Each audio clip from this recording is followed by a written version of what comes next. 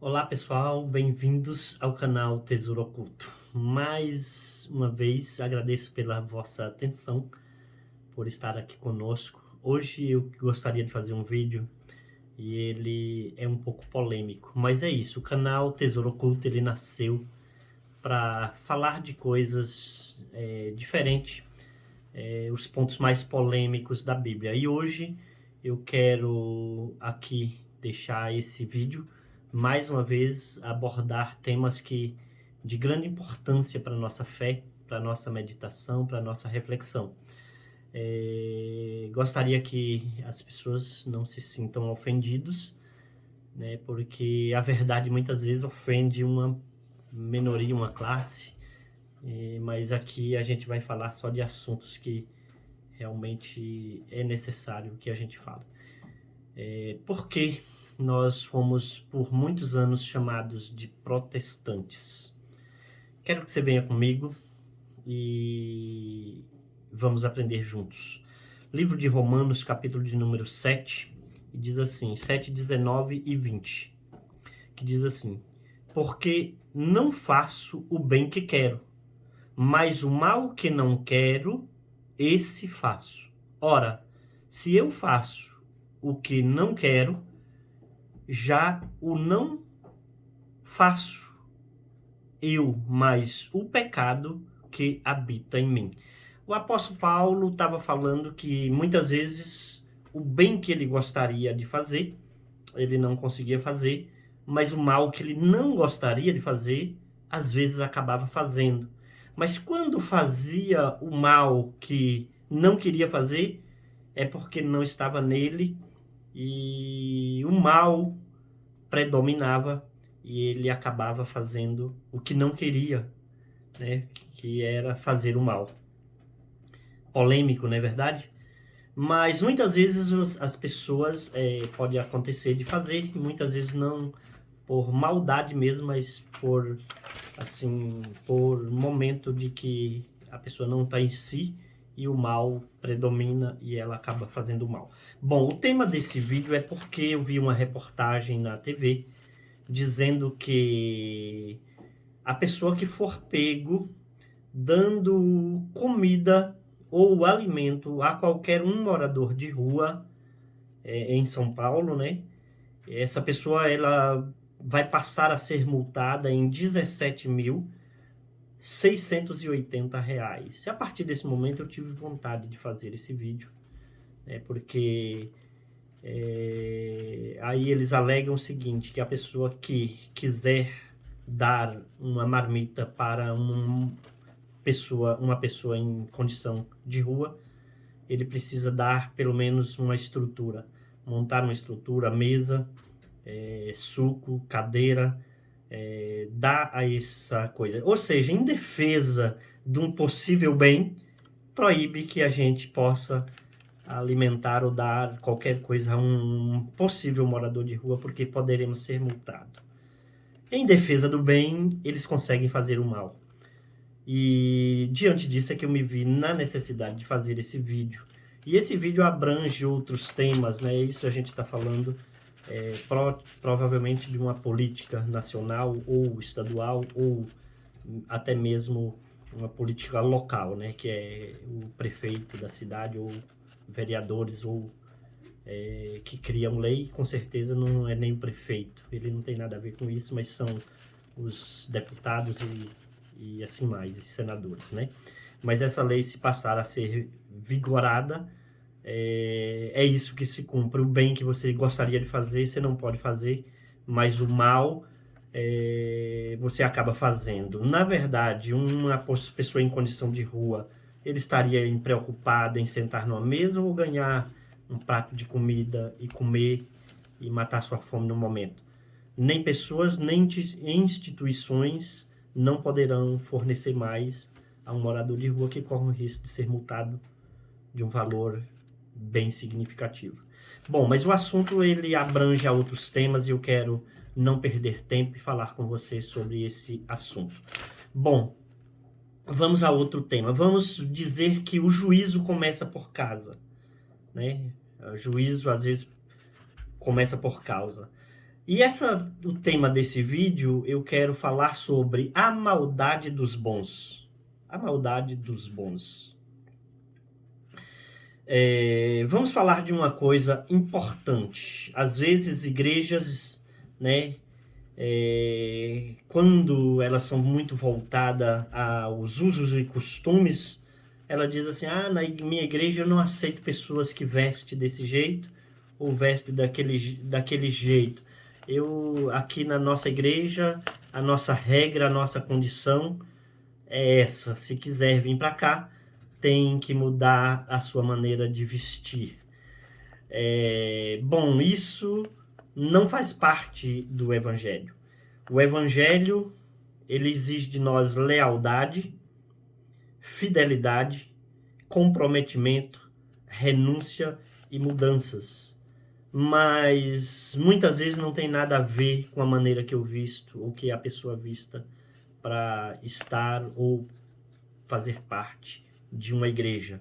Às vezes essas maldades, né, acometidas sobre usos e costumes não ganham para o Evangelho, mas afastam pessoas do Evangelho. Então eu estou me referindo à maldade dos bons.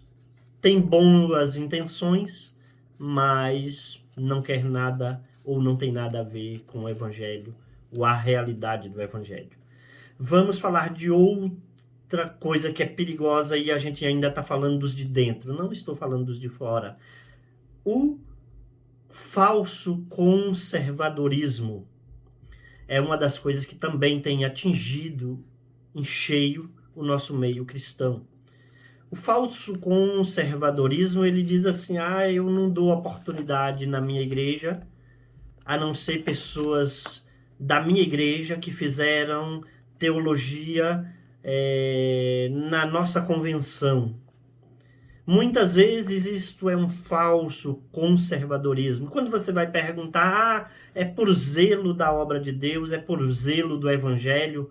Não, onde que está escrito que a gente tem que ser proibido de falar do amor de Jesus? Que a gente tem que fazer a teologia em A ou B para falar do amor de Jesus? É claro que essas pessoas têm uma cautela para que algumas pessoas com reputação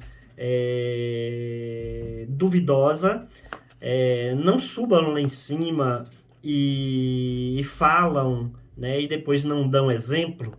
Eu até louvo se for nesse sentido, mas existe muitos que tomam conta da igreja, acham que a igreja é sua, fazem da maneira que querem, não dão oportunidade porque tem medo de que essa pessoa suba lá e fale simplesmente a verdade que eles nunca têm coragem de dizer, e que outras pessoas, outros cristãos que têm lealdade, fidelidade, comprometimento, falem, eles, aspas, dizem que são conservadores, mas não condiz com a verdade, porque muitas vezes é apenas impedindo a pregação do Evangelho se propague.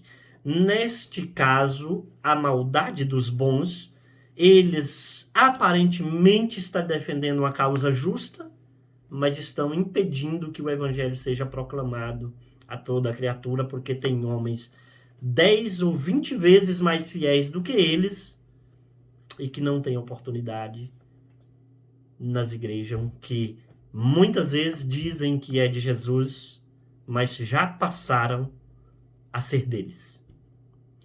Outra coisa, a inversão de valores, né? A inversão de valores. Nos últimos tempos a gente vê, vamos dizer assim, em defesa da liberdade, eu vou prender você que fala o que eu não queria ouvir. O que você fala mal de mim, então eu prendo você em defesa da liberdade. A inversão de valores, né? A que ponto nós estamos chegando? Aonde a justiça que deveríamos confiar, muitas vezes ela persegue aqueles que querem realmente a justiça. Que a justiça seja feita. Aí essas pessoas, né, Eles são, na realidade, injustiçados por alguém que deveriam fazer justiça. Bom, outro assunto é uma das coisas mais perigosas, quando a Bíblia diz sobre a língua, um dos menores membros do corpo, ou dos pequenos membros, capaz de destruir uma floresta inteira, né? Quando a gente não vigia, porque Jesus diz que vigiai e orai.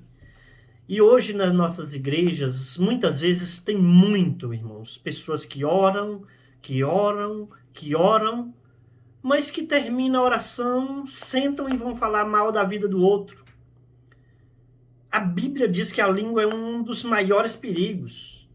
Ou seja, às vezes a pessoa, em vez de com a sua língua, né, orou, não vigiou, e com a sua língua começa a falar mal, tem tirado tantas pessoas da igreja por causa da língua, né?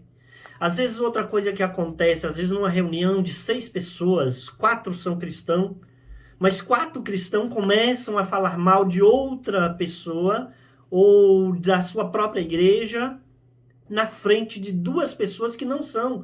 Jamais essas pessoas voltarão ou virão para o evangelho se a gente não tiver cautela. Vigiar é muito melhor do que orar. Então, é uma das nossas primícias hoje, é falar sobre a maldade dos bons. Às vezes, como o apóstolo Paulo dizia, né? A coisa que eu queria fazer de bem eu não consigo, mas a que eu às vezes não queria fazer de mal, às vezes eu até faço, porque muitas vezes não está em si. Crente, pessoas, vamos mudar as nossas posições. Quando nós falamos de lealdade, nós falamos de lealdade ao evangelho. Quando nós falamos de fidelidade, nós precisamos ser fiéis a Deus. Quando nós falamos de comprometimento, compromisso na obra, né? Vamos falar de renúncia, renunciar ao pecado, e de mudanças de hábitos. Esse é o evangelho. Bom, vamos falar aqui de um assunto importante, né, que a gente abordou, que às vezes é sentar até mesmo com a família, né, e a gente não vigiar, e às vezes nesse momento falarmos mal do pastor, mal da igreja, mal dos irmãos. Vamos ter mais cuidado, vamos ser mais crentes, vamos ser mais fiéis a Deus, para que o evangelho prospere. Não vamos deixar que essas coisas, que a maldade dos bons também nos atinja, né? E a gente acaba escapulindo coisas más sem que desejássemos. Gostaria de ler para vocês em 2 Timóteo, capítulo de número 3, que diz assim: olha, um exemplo aqui de quem a gente deve afastar. Sabe, porém, isto, que nos últimos dias sobrevirão tempos trabalhosos. Porque haverá homens amantes de si mesmo, avarentos, presunçosos, soberbos, blasfemos, desobedientes a pais e mães, ingratos, profanos, sem afeto natural, irreconciliáveis, caluniadores, incontinentes, cruéis, sem amor para com os bons, traidores, obstinados, orgulhosos, mais amigos dos deleites do que amigos de Deus, tendo aparência de piedade, mas negando a eficácia dela. Destes, afasta-te. Porque deste número são os que introduzem pelas casas e levam cativos mulheres nécias, carregadas de pecado, levadas de várias concupiscências, que aprendem sempre e nunca podem chegar ao conhecimento da verdade. É como Janes e Jambres resistiram a Moisés, assim também estes resistem à verdade, sendo homens corruptos, incontinentes, corruptos de entendimento e reprobos quanto à fé. reprovados quanto à fé. Não irão, porém, avante, porque a todos será manifesto o seu desvário, como também foi o daqueles. Ou seja, nós temos aqui uma boa receita, né? Eles têm aparência de piedade, como eu estou dizendo. Em defesa da democracia, eu vou perseguir todos aqueles que pensam diferente de mim. Parecem estar defendendo a democracia, né? Mas, na verdade, eles estão pisando na democracia. Destes afastam.